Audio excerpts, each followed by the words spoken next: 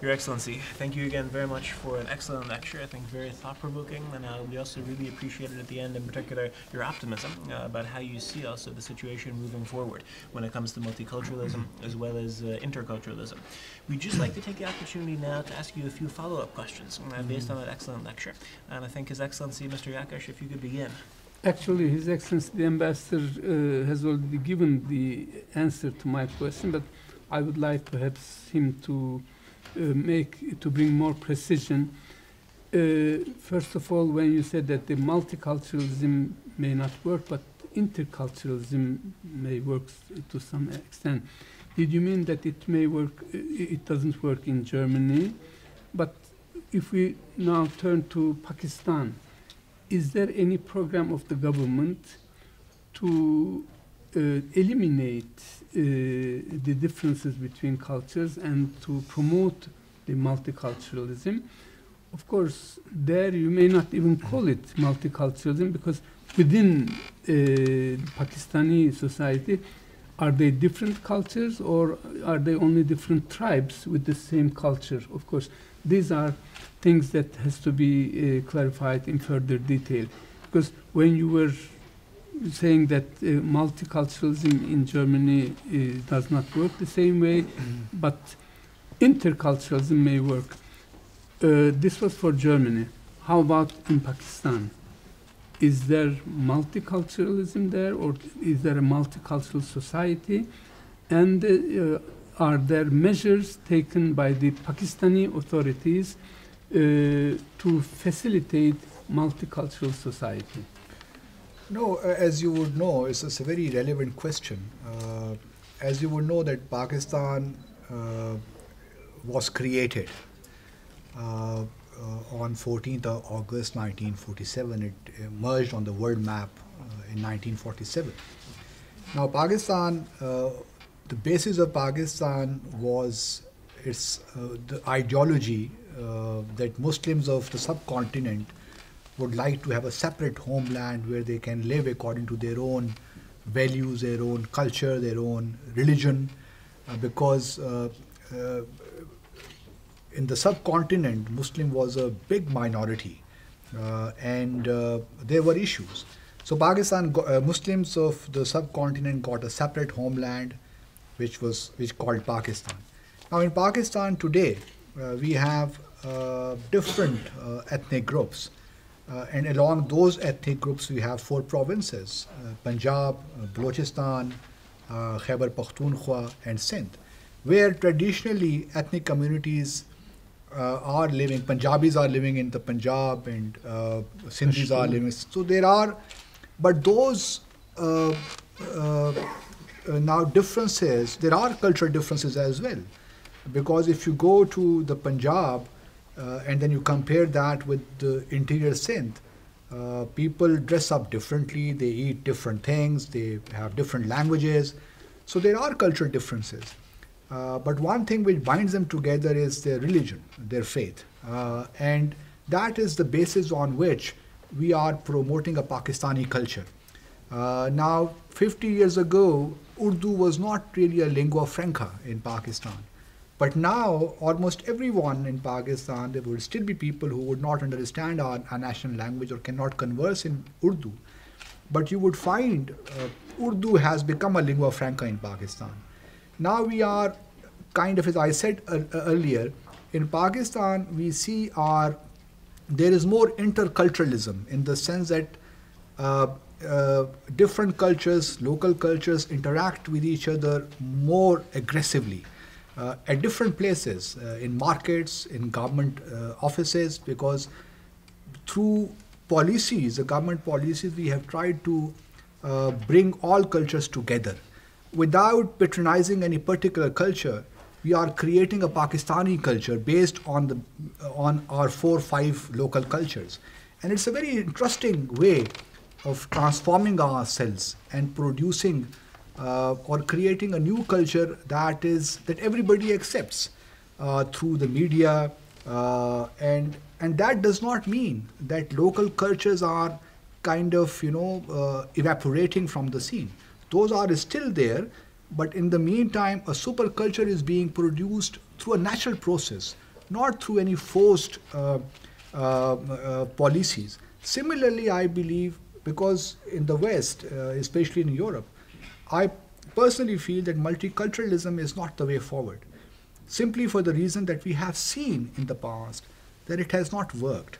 That's why, we hear criticism or critique against multiculturalism all the time.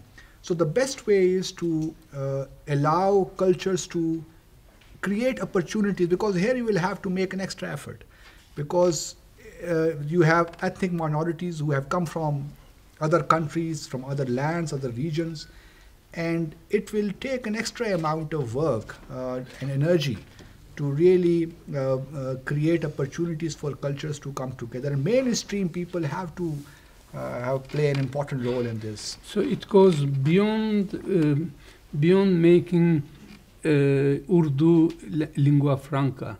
Urdu was a language invented through multicultural by Mahmud Ghaznavi.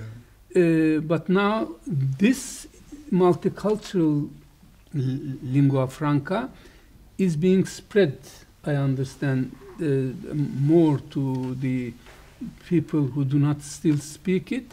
But beyond it, there is something more than language also. Obviously. As I said, we have common religion, and that is the binding force. And then, half of the work is done by the religion itself. Then there are cultural differences, and those cultural differences are not that acute, which would not allow a common culture to develop in the longer term. We are still not there where we can say that we have developed a Pakistani culture. We are still, I think, a few decades away from that. It's a process. It's a natural process. If you force upon people, then things would not work.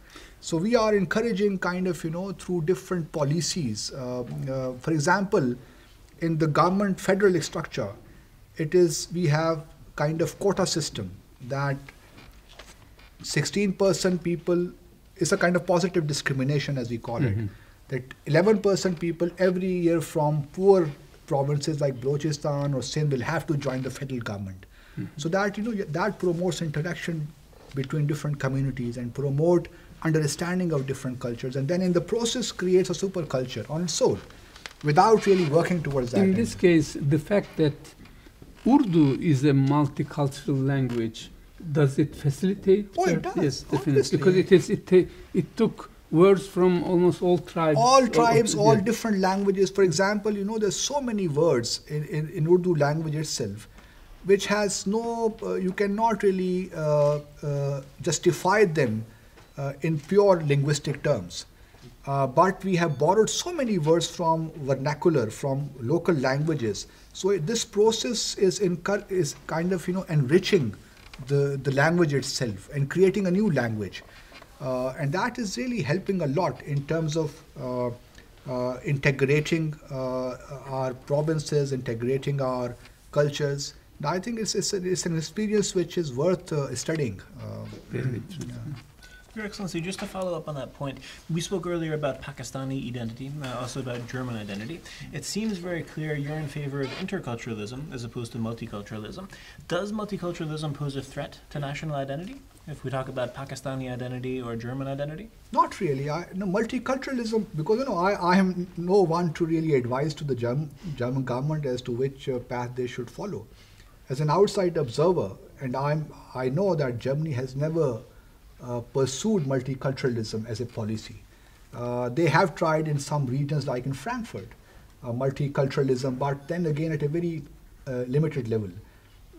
Here too, the focus is on integration, because multiculturalism is seen in the West as a concept which weakens the nation state, and nation state has been built over the centuries. So no country, especially like Germany, would like to see that national sentiment weakened in the process. So if Turkish community or Pakistani community or Arab community can play their role towards strengthening German nationhood, that is okay. But how that will happen, I really do not know. I do not have any answer to this particular problem. And the other way around for Pakistan? Or? No, but Pakistanis, I think, as I said earlier, our diaspora here is not in millions, it's in thousands, though it's still a sizable community. And I tell my diaspora, my community, that they should mainstream themselves. That doesn't mean that they should be assimilated in total.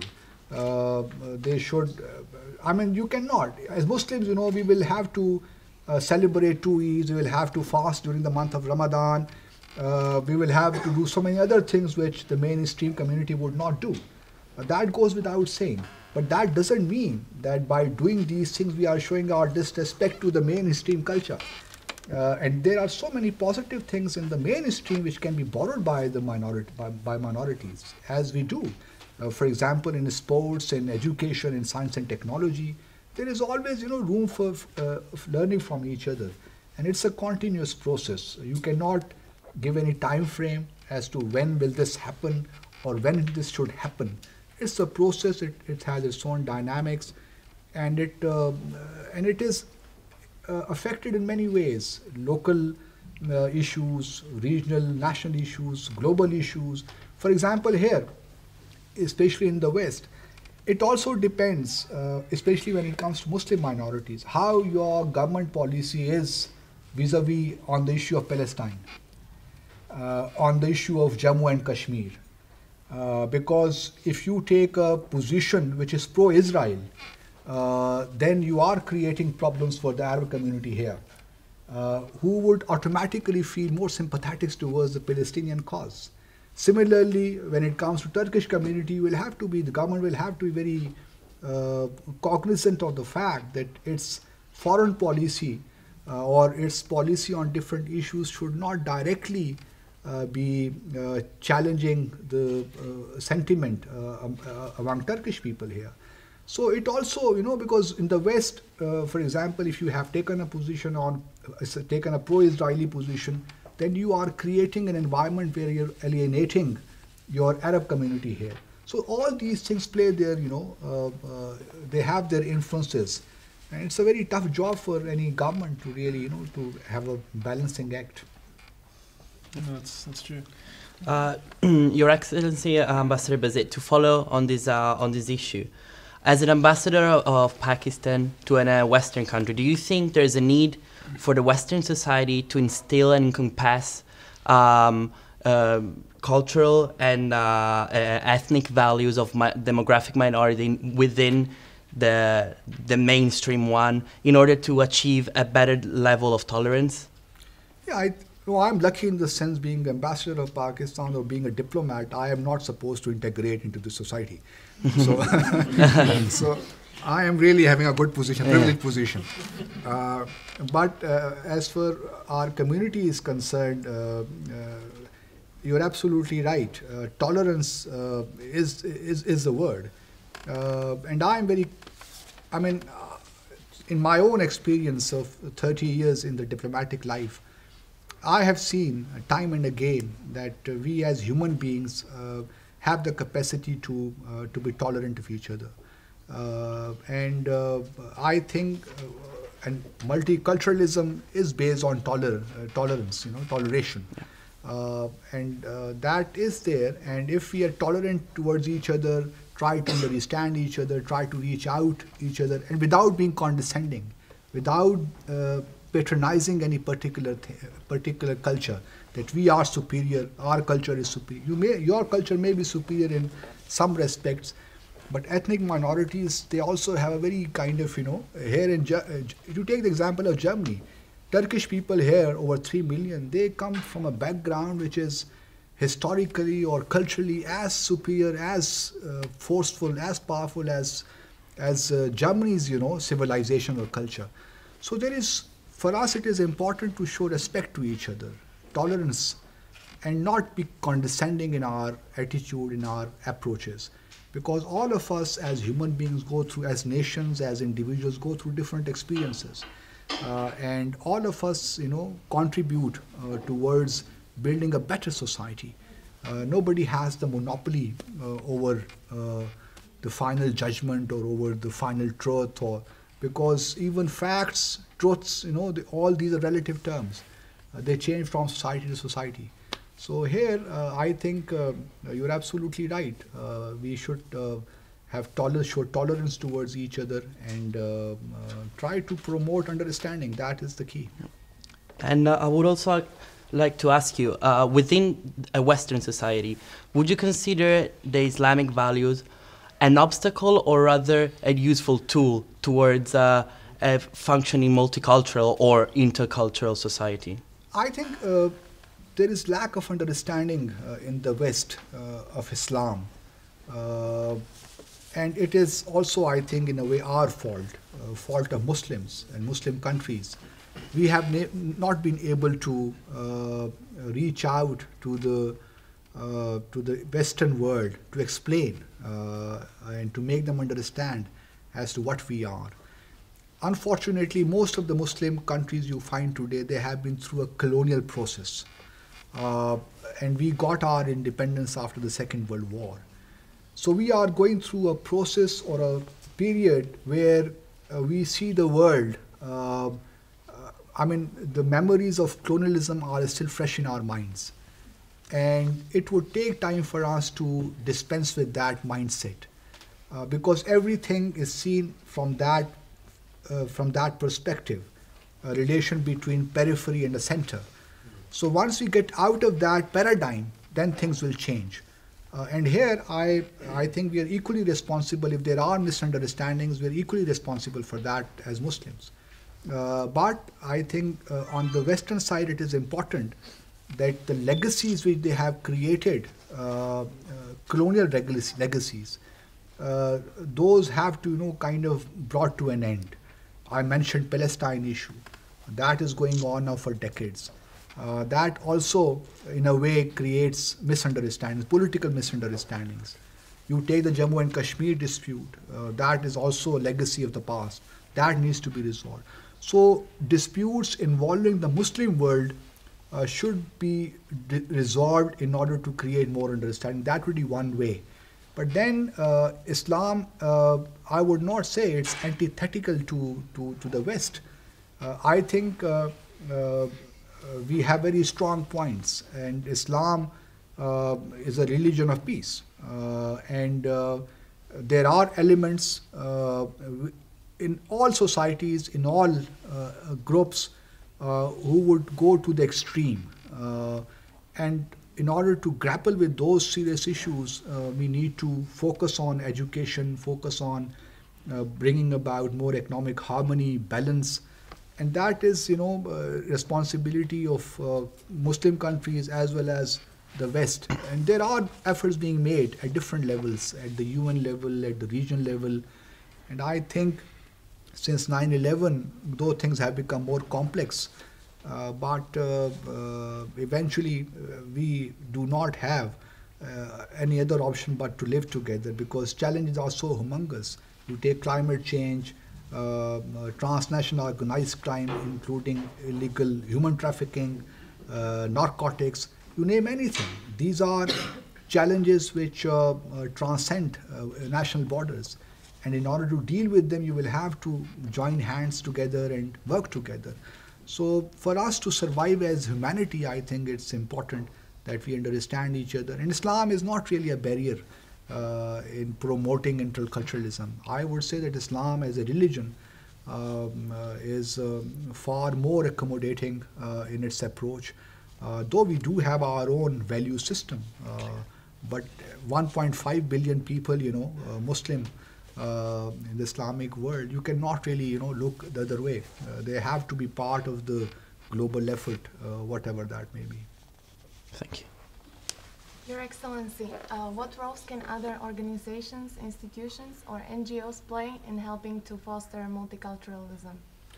No, I think the way the world is now being governed or is moving, I think NGOs and non-government organizations have a very vital role to play in promoting interfaith harmony, interfaith understanding, intercultural harmony.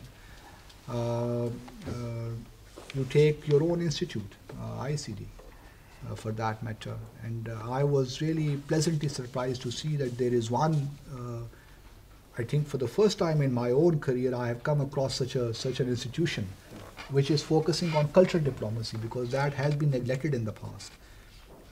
And we have never thought of this part of our life, that how cultural diplomacy can really play an important role in bridging the gaps between nations, between countries. So I think NGOs, civil society as a whole, they are playing a very, very important role in creating, in promoting democratic values, in promoting universal norms of, human rights. All these, if you see advocacy groups, for a country like Pakistan for that matter, if you take 10 years back, we did not have a very strong civil society. But now, in the last 5-6 years, civil society has really come a long way. Now you find advocacy groups in all areas, whether this is women's empowerment, child labor, you name any area, you will find an NGO working really forcefully to promote their objectives. So NGOs, and then, as I said, there are global challenges, and it is beyond a government to really handle them on their own, unless people are involved at every level, and NGOs represent people. So I think it is beyond any government to resolve those problems and challenges. So NGOs would play an important role in the years to come, to first of all to enable all of us to handle these difficult challenges, and secondly to bring people together, whether it is climate change, terrorism, extremism, diseases of different of all kinds, illiteracy, you name anything, any social problem, you will find NGOs at the forefront. Your Excellency, Pakistan has been the site of multiple ethnic tensions since its creation in 1947. Do you see these as being an inevitable occurrence in the future? Or do you advocate a shift in domestic policy as a potential solution? No, I think the irony or the unfortunate thing which happened with Pakistan, because most of our problems originated because of our regional environment. We still have problems with India, and when Pakistan got independence in 1947, we had problems with India, political disputes, Jammu and Kashmir in particular.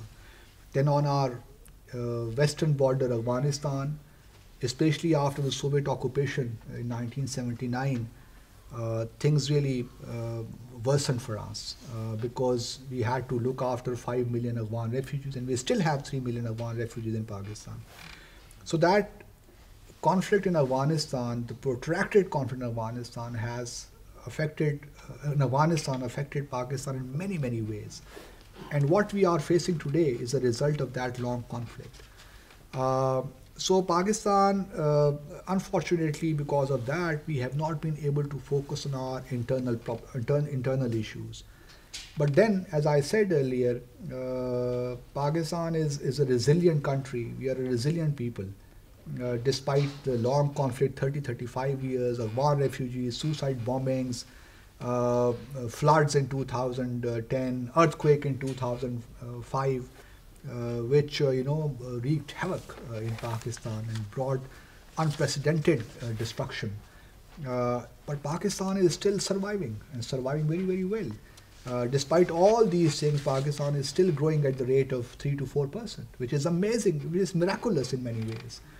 And then if you see, Pakistan is again, you see, I mentioned earlier our civil society, how that is doing. And then, in the process, because of our security issues, the people of Pakistan were not allowed to have democracy in the country. We had seen in the past many military regimes in Pakistan, but now we are back to democratic experience. So I think as democracy strengthens in Pakistan, political parties strengthen in Pakistan, civilian institutions, get strong in the process. There is every reason to be optimistic because it's a 200 million people. It's a big, big country and a nuclear power. So Pakistan is a country which has an important role to play in the region and beyond, I would say, because when you mention about climate changes, about terrorism, about narcotics, all those challenges, Pakistan is a major country. And I'm very glad to see that Germany and Pakistan are two our relations are really improving a lot. And since there is no political irritant between our two countries are cooperating in many, many areas. And as a matter of fact, just in September this year, our foreign minister was here, and our two countries signed a strategic dialogue process. So now we will have first round of annual consultations next month in Berlin. Our foreign secretary will be here.